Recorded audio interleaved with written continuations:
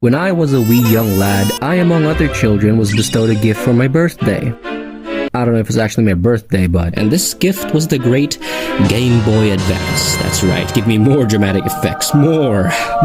I said more! I was always that annoying ass twit kid, growing up. The I want that sword type kid. Give me big Grobo Type kid. If this gigantic shark doesn't try to eat me in my sleep, I'm gonna scream to the top of my lungs. So when I was given this as a gift, initially I was like, why the fuck would I want a folding calculator? Until I turned it on. And your boy was hooked on them Naruto Ninja Council, what can I say? That's right. Along with the Game Boy Advance, I was also given a very fun and also kind of very illegal cartridge for the Game Boy. 6,000 games in one!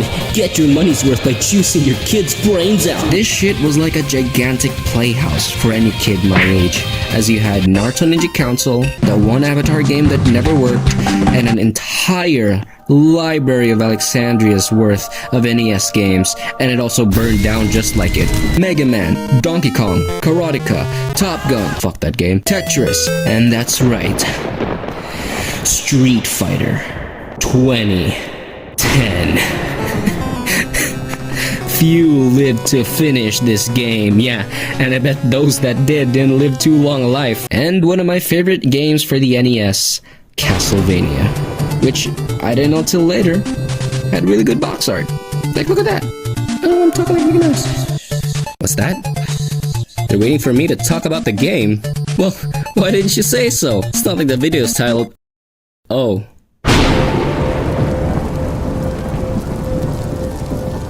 This obsession with you, taking back the night. Where did it all start? What led you to venture into these same holes every night, killing the same enemies, the same monsters that haunt humans?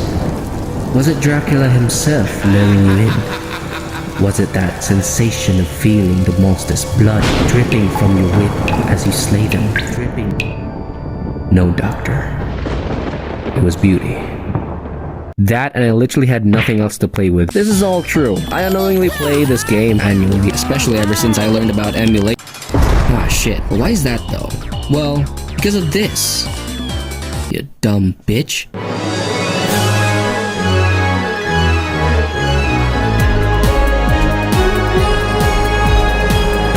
If you have never played a game from this franchise or have no idea what a Castle or a Vania is, I gotcha. So you're this guy that wants, get this, to kill Dracula. That's it.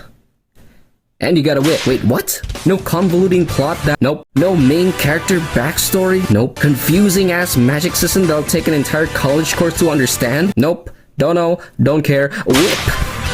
This is the beauty of Castlevania. It's simplicity. The moment you press start, you actually fucking start. Like, how many games have you played where you press start, you then choose a difficulty, you enter your birth date, your age, your mother's maiden name. Oh, do you want mono or stereo? Tutorial off or on? Do you want radars? I can turn this off if you want to. And then you finally enter the game. And then, aw, what a cute cutscene. Finally, I can play...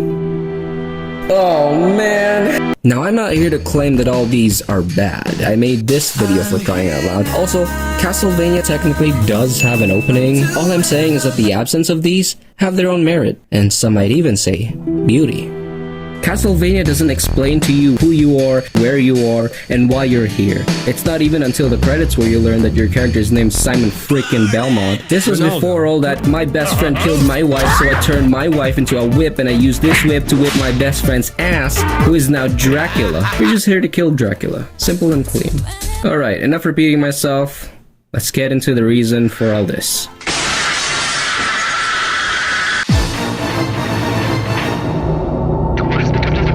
If there's one thing modern gamers call classic NES games, it's that it's hard or unfair or I don't want to play it anymore, get that controller out of my face, Eijay. Which, I can agree. I grew up playing these games and even I have been like, I'd rather watch paint dry than play this stupid ass game. But despite that, I still continue on playing and finishing these games. Is it because I like hurting myself? Well, You're not wrong, but that's not purely the reason. The satisfying feel of struggling through a tough challenge that no other person has done is something I'm addicted to. Beating Sephiroth on Proud Mode, doing a very difficult combo in Tekken, successfully parrying every hit from Chun-Li's super while a guy from the crowd still, "Let's go, Justin!" And yes, beating Castlevania for the NES. It's a challenge. For me personally, it's a fuck you to that part of my brain that tells me that I can't do it, because I can do it. And I just did. So fuck you. Not you though, you're awesome. The game also has really good music.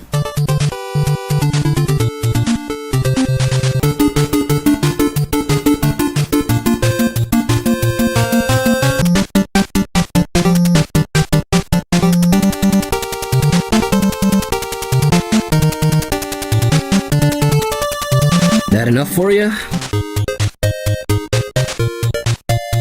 Wait for it. Wait for it.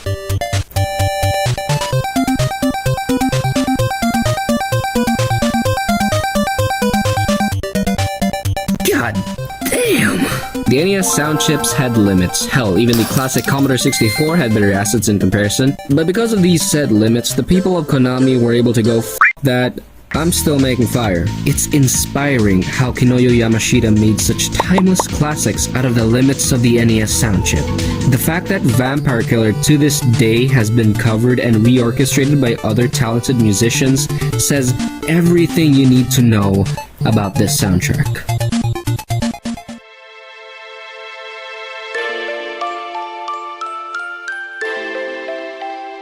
The point of this video is that I believe that Castlevania for the NES is the pinnacle of beauty and simplicity, and this is a hill that I am willing to die on. From the moment you enter Dracula's castle to the moment you destroy it, it is a smooth ride filled with nothing but fun. And while you're playing the game, you're experiencing what really talented developers can do with the limited tools they are given.